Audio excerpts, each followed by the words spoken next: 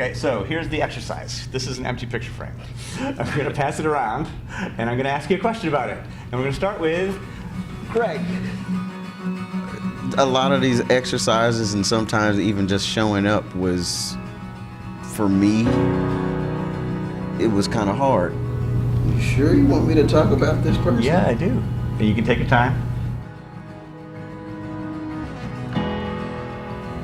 Life stories, for me, is all about not just the stories that people have to tell, but what are the stories that people have to tell that they're willing to put their whole selves behind.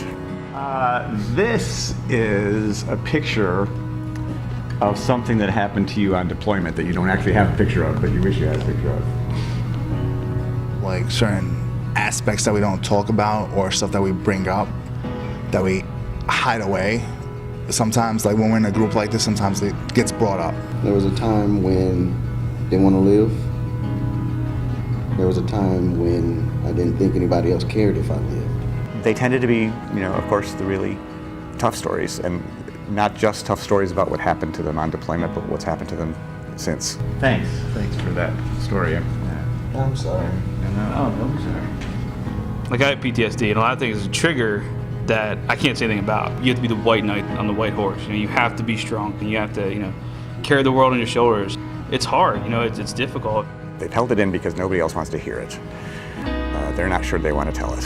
And they found the comfort level plus the technique, and then they discovered that it's okay. It wasn't as bad as they thought it was going to be when they let it out.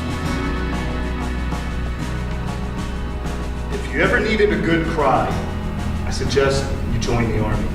So as I was walking in the DFAC, I probably got a half a mile away, and next thing you know, I see this mortar hit on the DFAC I was in. And not only do I have the pack, I got Miss Piggy right here, 249 saw machine gun.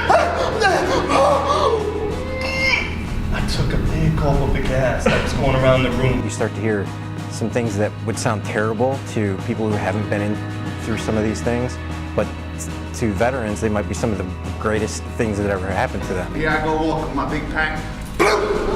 Fall right through, waist deep in shit. Nothing like bombs flying to make you fall in love. That's what happened with Greg and I. When we had the chance to do this, it looked like a great opportunity, so I stepped out and tried it. And I love it. I love it. I didn't think I was going to like it, but I love it.